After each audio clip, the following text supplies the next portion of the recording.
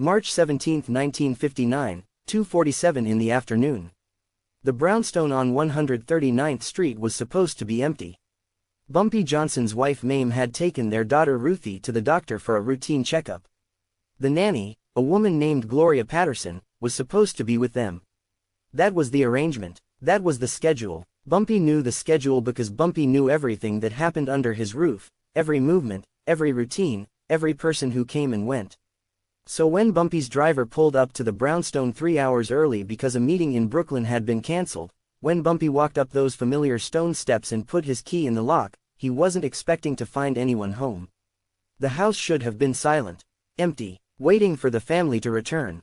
Instead, Bumpy heard voices coming from the second floor. 2 voices. One was Gloria's, soft and urgent. The other was a man's voice, deep and unfamiliar. Bumpy didn't call out, didn't announce himself. He'd survived 30 years in the most dangerous business in America by understanding that information was power, and the best information came when people didn't know you were listening. He moved through the parlor silently, past the piano where Ruthie practiced her scales, past the dining room where his family ate dinner every Sunday, past the photographs on the wall showing 3 generations of Johnsons. He reached the bottom of the staircase and listened. The voices were coming from the nursery. His daughter's nursery. The room where his 6-year-old slept every night, surrounded by stuffed animals and picture books and the innocence that Bumpy had spent his entire life protecting. Gloria's voice drifted down the stairs. "I've got everything you need." Her schedule, his schedule, when the bodyguards change shifts, which doors have the weakest locks. "It's all written down." The man's voice responded. "And the girl, what about access to the girl?" Bumpy's blood went cold. He'd felt fear before. Genuine, bone-deep fear. When Dutch Schultz's men cornered him in that Cotton Club basement in 1933. When the FBI raided his office in 1952. When the judge read out his 15-year sentence. But this was different. This wasn't fear for himself. This was fear for his daughter. And fear for his daughter transformed into something else entirely. Something that had made Bumpy Johnson the most dangerous man in Harlem for 3 decades. Rage. Cold, calculated, patient rage. Bumpy didn't storm up those stairs. Didn't burst into the nursery with guns blazing. That's what a normal man would have done. That's what these people were probably expecting. But Bumpy Johnson wasn't a normal man. He was a chess player. And chess players don't react. They respond. Strategically. With precision. With moves that their opponents never see coming. Bumpy stepped back from the staircase, moved silently to the kitchen, and slipped out the back door. He walked around the block to where his driver, a man named Curtis, was waiting with the car. Curtis saw something in Bumpy's face that made him straighten up immediately. "Boss, what's wrong?" "There's a man in my house," Bumpy said quietly. "In my daughter's nursery, with the nanny. They're planning something. I don't know what yet. But I need you to do exactly what I say." Bumpy gave Curtis instructions. Precise, detailed instructions. Then he walked back around the block, back up those stone steps, and this time he made noise. He opened the front door loudly, called out Mame's name like he expected her to be home, made his footsteps heavy on the hardwood floors. By the time he reached the second floor, Gloria Patterson was standing alone in the hallway, smoothing down her dress, her face arranged in a pleasant smile that didn't quite reach her eyes. "Mr. Johnson," she said, surprise coloring her voice, "I didn't expect you home so early. Where's my wife? Where's Ruthie?" "At the doctor's, like I told you this morning. I stayed behind to clean the nursery." Bumpy looked at her, really looked at her. Gloria Patterson had worked for the Johnson family for 8 months. She'd come highly recommended by a placement agency in Brooklyn, had impeccable references, had seemed like the answer to a prayer when Mame needed help with Ruthie. She was 34 years old, light-skinned, educated, spoke proper English, dressed conservatively. She was exactly what a Harlem society family would want caring for their child. But now Bumpy saw something else. A slight tremor in her hands. A tightness around her eyes. The faint smell of cigarette smoke that didn't belong to her. Gloria didn't smoke. Someone else had been in this house. Someone who smoked Chesterfields, based on the lingering scent. "The nursery clean?" Bumpy asked casually. "Yes sir. Spotless. Mind if I take a look?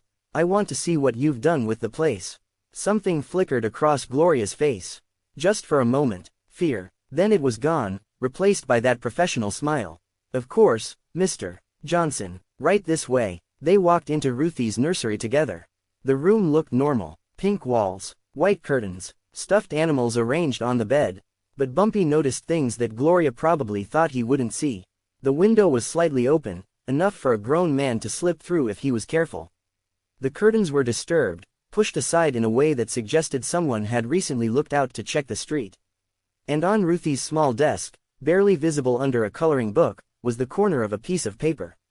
Handwritten. Bumpy didn't touch it, didn't acknowledge it, he just nodded approvingly at the room and said, "Nice work, Gloria. Ruthie's lucky to have you." Gloria's smile widened. "Thank you, Mr. Johnson. That means a lot." Bumpy walked out of the nursery, down the stairs, and out the front door. He climbed into Curtis's car and sat in silence for a long moment. "Well," Curtis asked. "Send word to Illinois," Bumpy said quietly. "And Willie. And quick. We've got a problem." By 6 o'clock that evening, Bumpy had assembled his inner circle in the back room of a barbershop on 133rd Street. Illinois Gordon, his most trusted lieutenant, a man who'd been with Bumpy since the Dutch Schultz Wars. Willie Jackson, who ran Bumpy's security operations and knew every bodyguard, every safe house, every emergency protocol. Quick Lewis, who handled intelligence, who had informants in every police precinct, every rival organization, every corner of Harlem's underworld. And Junie Bird, 68 years old now but still sharp as a razor, who'd taught Bumpy everything he knew about patience and strategy. Bumpy told them what he'd heard. Every word, the schedule, the bodyguard rotations, the door locks, the access to the girl. When he finished, the room was silent. Illinois spoke first. "You think it's the Italians? Maybe. Genovese has been pushing to expand into Harlem for years. Getting to me through my daughter would be one way to do it. Or it could be someone else. Someone with a grudge." Quick Lewis shook his head slowly. "This doesn't feel like Genovese. He's careful, calculated, going after a man's child. That's a line even the Italians don't cross. It brings too much heat. Too much attention. This feels personal." "Personal how? I don't know yet, but whoever's behind this, they went to a lot of trouble to get Gloria into your house. 8 months of building trust. 8 months of gathering information. This isn't a quick hit. This is a long game." Willie Jackson was pacing, his face dark with anger. "We grab Gloria tonight, make her talk, tell us who she's working for." Bumpy shook his head. "No, that's exactly what they'd expect. If Gloria disappears, whoever's running her goes underground. We lose our chance to find out who's behind this. So what do we do? Let her keep spying on your family?" Bumpy was quiet for a moment.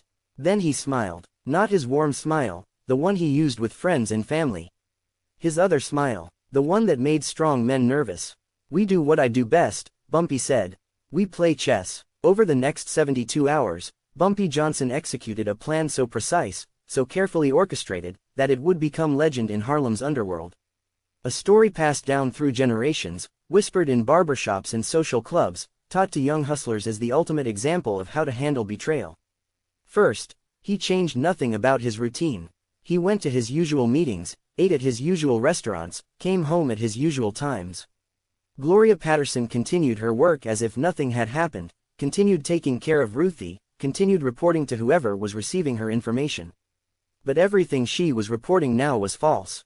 Bumpy had created a shadow schedule, a completely fabricated version of his family's movements. He told Gloria that Mame would be attending a charity event on Saturday night, when actually Mame and Ruthie were quietly moved to a safe house in Brooklyn. He mentioned that his bodyguards would be light on Tuesday because several were attending a funeral, when actually he'd doubled his security. Every piece of information Gloria gathered was carefully designed to be useless. But that was just the first layer of the plan. The second layer was surveillance. Quick Lewis had Gloria followed around the clock by men she'd never seen before, men who'd been brought in from Philadelphia specifically for this job.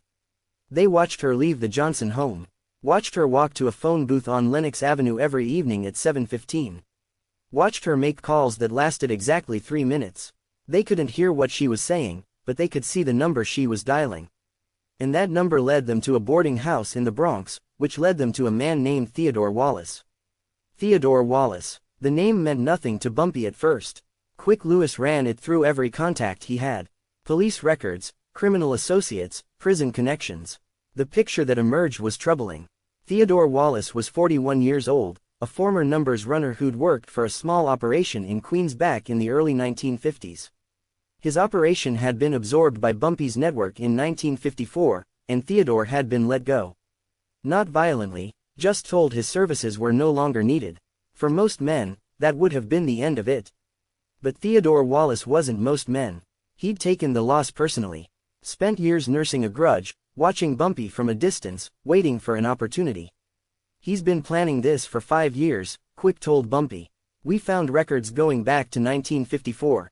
Letters to placement agencies asking about domestic workers. Payments to private investigators tracking your family's movements. This man has been obsessed with getting revenge ever since you pushed him out of the numbers game. 5 years. Bumpy shook his head slowly. 5 years of planning just because I took his job. It's more than that, Quick said. His wife left him after he lost the operation. Took the kids. Moved to Chicago. He blamed you for destroying his family. So he decided to destroy yours. The third layer of Bumpy's plan was identification. He needed to know everyone involved, not just Theodore Wallace. There was Gloria, of course. But who was the man Bumpy had heard in the nursery? Quick's surveillance team followed Theodore for a week. They identified 4 other men meeting with him regularly. 2 were muscle, hired guns from out of town, with records for kidnapping and extortion. 1 was a locksmith who specialized in bypassing security systems. And 1 was a cop. Detective Frank Marino, 23rd Precinct. A dirty cop who'd been on various organization payrolls for years, but who'd recently lost his main income when his connection got arrested. Marino was providing inside information, helping Theodore understand police response times, suggesting windows when an operation might succeed without interference. 5 men. Gloria made 6, and now Bumpy knew exactly what they were planning. The coloring book on Ruthie's desk, the one hiding the handwritten paper, contained detailed notes about the family's Sunday routine. Every Sunday morning, Bumpy and Mame attended church services at Abyssinian Baptist. They always brought Ruthie. They always sat in the same queue. And after church, they always stopped at a particular restaurant for breakfast before returning home. The kidnapping was planned for that moment, that brief window when the family was in public, surrounded by witnesses, but also by confusion and opportunity. Theodore's plan was elegant in its simplicity. The 2 hired guns would grab Ruthie during the chaos of the after-church crowd. Gloria would create a distraction inside the restaurant. The locksmith would be waiting with a car to speed them away. And Detective Marino would make sure any initial police response was delayed or misdirected. The ransom demand would be $500,000. More money than most people could imagine. But pocket change to Bumpy Johnson, and everyone knew it. What Theodore didn't understand, what he couldn't understand because he'd never really known Bumpy at all, was that the money was never the point. Bumpy would have paid $10 million for his daughter's safety. But paying would create a precedent. Would show every desperate man in America that the way to get rich was to threaten Bumpy Johnson's family. Would put Ruthie and Mame in danger for the rest of their lives. No, payment wasn't an option, neither was calling the police. This was Harlem justice. This was going to be handled the Harlem way. March 24, 1959. 1 week after Bumpy first heard those voices in the nursery. Sunday morning. The sun was bright over Harlem, the kind of crisp spring day that makes you believe anything is possible. At 9 a.m., Bumpy Johnson and his wife Mame walked up the steps of Abyssinian Baptist Church, their daughter Ruthie between them, holding both their hands. They sat in their usual pew. They sang the hymns. They listened to the sermon. Everything was exactly as it always was. Except today, Ruthie wasn't actually there. The little girl walking between Bumpy and Mame, dressed in Ruthie's Sunday best, was the daughter of one of Bumpy's associates, made up to look similar enough to fool anyone watching from a distance. The real Ruthie was in Brooklyn, surrounded by armed men, playing board games and eating ice cream, completely unaware that anything unusual was happening. Gloria Patterson was in the church too, sitting in the back, watching. She didn't know the plan had changed. Didn't know that the notes she'd passed to Theodore were filled with false information. Didn't know that every step she'd taken for the past week had been observed, recorded, anticipated. After the service, Bumpy's family walked to the restaurant where they always had Sunday breakfast. The streets were crowded with churchgoers, families in their finest clothes, children running ahead of their parents. Perfect conditions for an abduction. Theodore Wallace's 2 hired guns were waiting in an alley across from the restaurant, wearing church clothes to blend in, hands inside their jackets where they kept their weapons. The locksmith was 3 blocks away in a black sedan with the engine running. Detective Marino was at the precinct, ready to intercept any calls about a disturbance in the area. Everything was in place. Everything was going according to plan. Theodore's plan. But Theodore's plan had been built on a foundation of lies, constructed entirely from false information that Gloria had faithfully passed along. And now Bumpy's counter plan was about to unfold. The two hired guns moved as the Johnson family approached the restaurant. They emerged from the alley, walking casually, closing the distance. 30 feet, 20 feet, 10 feet, one of them reached out to grab the little girl's arm. And that's when everything went wrong for Theodore Wallace. The little girl wasn't Ruthie. And the men who looked like ordinary churchgoers surrounding the Johnson family weren't ordinary at all. They were Bumpy's soldiers, 15 of them, positioned on the street, in the restaurant, on the rooftops. When the hired gun's hand touched the girl's arm, Illinois Gordon stepped out of a doorway 2 feet away and pressed a gun against the man's spine. Don't move, don't speak, don't breathe. The second hired gun saw what was happening, went for his weapon. Willie Jackson came up behind him, twisted his arm behind his back, and had him on the ground before he could make a sound. 3 blocks away, the locksmith noticed that his sedan was suddenly surrounded by men he didn't recognize. Men who produced weapons from under their coats and invited him to step out of the vehicle. At the precinct, Detective Marino answered a phone call. The voice on the other end was calm, almost friendly. "Detective, this is a courtesy call. Your involvement in the Wallace operation has been noted. You have 2 choices. Resign from the force by end of business today and leave New York permanently, or face a very public exposure of every dirty deal you've made in the past 10 years. The choice is yours." Marino resigned that afternoon. He was on a bus to Florida by nightfall. He never came back to New York. And in the back of a delivery truck parked on 135th Street, Theodore Wallace sat bound to a chair, staring at the one man he'd spent 5 years trying to destroy. Bumpy Johnson sat across from him, relaxed, almost casual. Between them was a small table with a bottle of bourbon and 2 glasses. Theodore was terrified. You could see it in his eyes, the way his breath came too fast, the way his hands shook despite the ropes binding them. He'd imagined this moment differently. He'd imagined Bumpy Johnson at his mercy, begging for his daughter's life. Instead, here he was, helpless, watching his entire plan collapse around him. 5 years, Bumpy said quietly. That's what Quick told me. You've been planning this for 5 years. Because I took your numbers operation. Because your wife left you. Because you needed someone to blame. Theodore said nothing. His mouth opened and closed, but no words came out. You know what's funny? Bumpy continued. I didn't even remember you. When Quick first told me your name, I had to search my memory. Theodore Wallace. Theodore Wallace. Eventually it came back. 1954, Queens. You ran a small book, 4 or 5 runners, maybe 100 bets a day. Nothing special. When I expanded into Queens, your territory got absorbed. That's just how the business works. Theodore found his voice. Just business. You destroyed my life. Just business. I didn't destroy anything. Bumpy's voice was still calm, but there was an edge to it now. Your wife left because you were a drunk and a gambler. Your kids went with her because you couldn't provide for them. Your operation failed because you were careless and greedy. I didn't create those problems. I just removed the thing that was hiding them. But you needed someone to blame. Someone to focus your anger on. So you picked me. And instead of rebuilding your life, instead of becoming a better man, you spent 5 years planning to kidnap a 6-year-old girl. Theodore's face crumpled. His bravado, whatever remained of it, collapsed entirely. He started crying, ugly sobs that shook his whole body.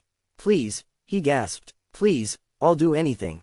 I'll leave New York. You'll never see me again. Just please. Bumpy watched him cry for a long moment. Then he reached into his jacket and pulled out a photograph. It was Ruthie, smiling, missing her 2 front teeth, wearing the Columbia University sweatshirt that Bumpy had bought her as a joke. She won't go there for another 12 years, Bumpy had said when he gave it to her. But we're going to speak it into existence. Bumpy set the photograph on the table where Theodore could see it. This is my daughter. Her name is Ruth. She's 6 years old. She likes to read. She wants to be a doctor when she grows up. She has nightmares sometimes, and the only thing that helps is when I sit with her and tell her stories until she falls back asleep. Theodore couldn't look at the photograph. Couldn't look at Bumpy. Kept his eyes fixed on the floor, still crying. You were going to take her from me, Bumpy continued. You were going to put her in some basement somewhere, terrify her, use her as a bargaining chip. And I want you to understand something, Theodore. I want you to really understand this before we continue. Theodore forced himself to look up. If you had succeeded, if you had taken my daughter, there is nothing on this earth that would have stopped me from finding you. I would have torn this city apart. I would have killed every person who helped you. I would have made what I'm about to do look like a kindness. Theodore nodded, still crying. I know. Good. Bumpy stood up. Because here's what's going to happen now. Your 2 hired guns are going to disappear. Not killed, just relocated. They'll be doing hard labor in a quarry upstate for the next few years, working off their debt to me. They're lucky. They didn't know who they were targeting. They were just following orders. You're not that lucky. Bumpy walked around the table until he was standing directly over Theodore. But I'm not going to kill you either. You know why? Theodore shook his head. Because killing you would be mercy. And you don't deserve mercy. Bumpy crouched down so he was at eye level with Theodore. Here's what's going to happen to you. Every person you know is going to find out what you did. Your family in Chicago, your former associates, the people in your boarding house. They're all going to receive detailed documentation of your plan to kidnap a 6-year-old girl. By the end of the week, there won't be a single person in this country who'll speak to you. Theodore's face went white. No, please. That's not even the worst part, Bumpy continued. I'm going to let you live. I'm going to let you walk out of this truck. But you're going to walk out with nothing. Your money is gone. Your associates are gone. Your reputation is destroyed. And every day for the rest of your life, you're going to wake up and remember this moment. You're going to remember that you had a chance to move on, to build something new, to become a better man. And instead, you chose revenge. You chose to target a child. And that choice cost you everything. Bumpy stood up. Illinois, cut him loose. Illinois Gordon entered the truck with a knife, cut Theodore's ropes. Theodore sat there for a moment, rubbing his wrists, not understanding. That's it, you're letting me go. I'm letting you go, Bumpy confirmed. But I'm also watching you. For the rest of your life, wherever you go, whatever you do, I'll know. And if you ever come near my family again, if you ever even think about revenge, the next conversation we have will be much shorter. Theodore stumbled out of the truck into the afternoon sunlight. He looked around, disoriented, expecting armed men to grab him, expecting the bullet that would end everything. Instead, he saw an empty street. He was free and utterly destroyed. Quick Lewis was waiting in Bumpy's car when Bumpy emerged from the truck. You're really letting him go? Quick asked. I'm letting him live, Bumpy said. That's not the same thing. What about Gloria? Gloria Patterson was brought to the same delivery truck 1 hour later. She was calmer than Theodore had been. More composed, almost professional, like she knew this was coming and had made peace with it. Bumpy sat across from her, the same bottle of bourbon on the table, though neither of them touched it. How much were they paying you? Bumpy asked. Gloria didn't insult him by pretending not to understand. $5,000, plus another 10 when the job was done. $15,000, Bumpy repeated. That's what my daughter's safety was worth to you. Gloria met his eyes. Mr. Johnson, I have 3 children of my own. They live with my mother in North Carolina. My husband died 4 years ago.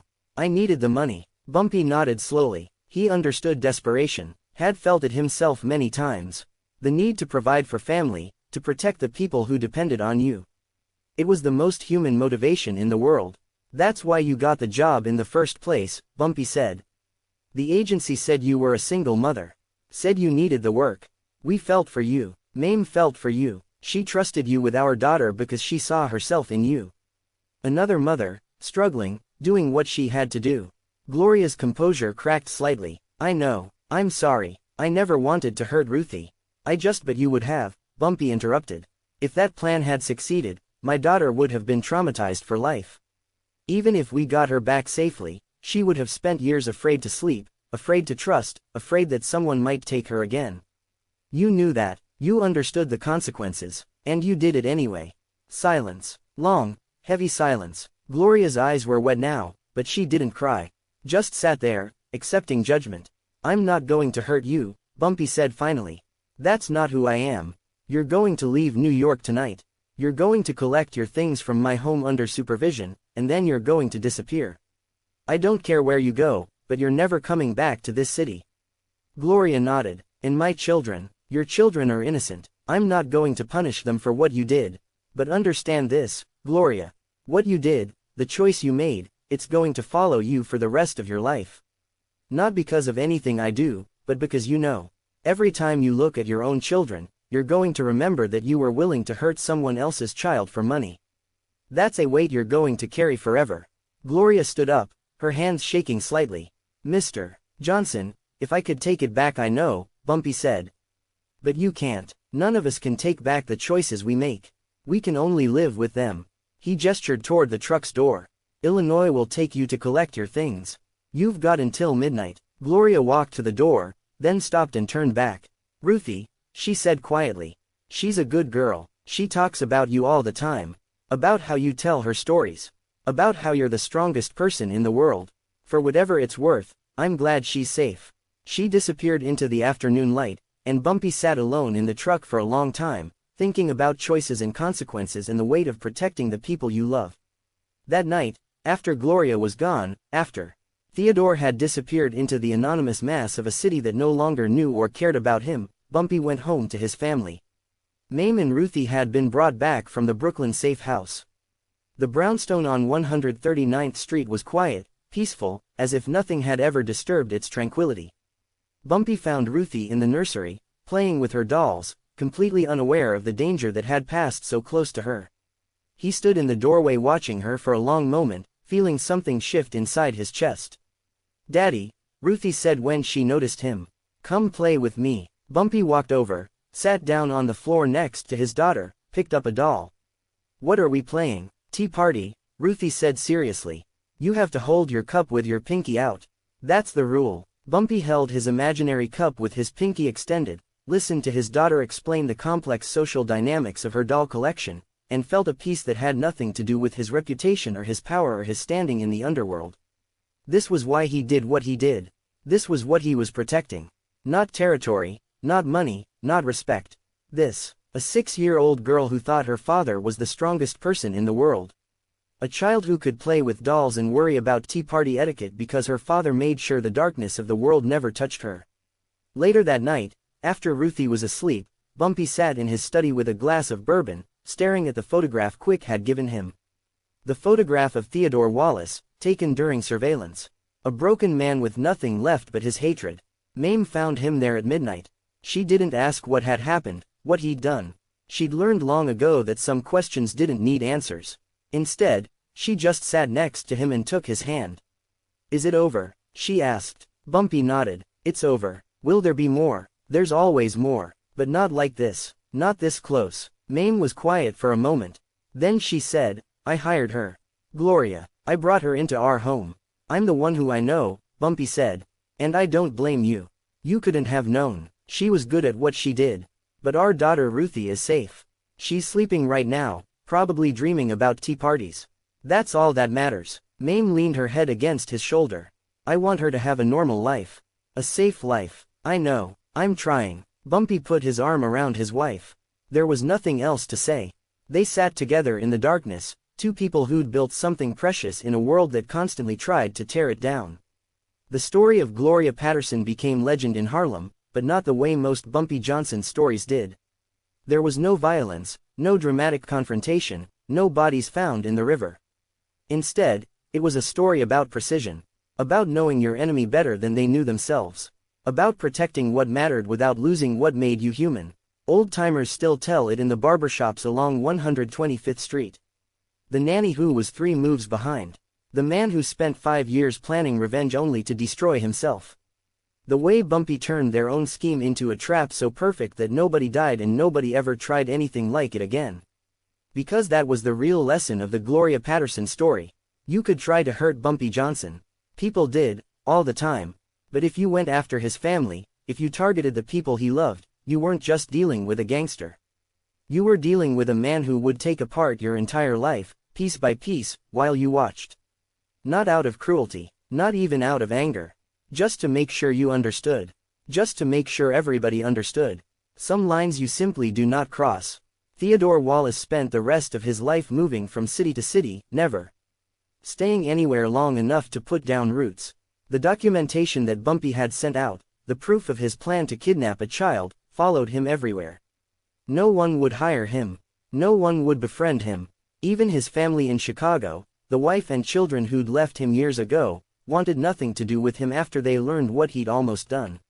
He died alone in 1978, in a boarding house in Pittsburgh. A heart attack, they said. No one claimed the body. Gloria Patterson moved to Atlanta with her children. She worked as a housekeeper for a wealthy family there, lived a quiet life, never spoke about her time in Harlem. She sent a letter to the Johnson family once, about a year after everything happened. Bumpy never opened it, just had it filed away with all the other remnants of that chapter. Some apologies can't be accepted. Some wounds can't be healed with words. Detective Frank Marino, the dirty cop who'd been part of Theodore's network, kept his promise. He stayed out of New York for the rest of his life, worked as a security guard in Tampa, lived in constant fear that one day Bumpy's people would come for him anyway. They never did. Bumpy had given his word. But Marino never stopped looking over his shoulder.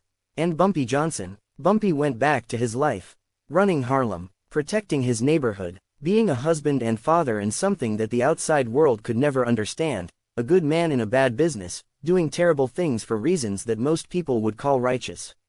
Ruthie Johnson grew up safe and loved. She went to college, became a successful woman, had children of her own. And sometimes, late at night, she would tell her children stories about their grandfather. About the man everyone called the Godfather of Harlem. About how he used to sit on her bedroom floor and have tea parties with his pinky extended.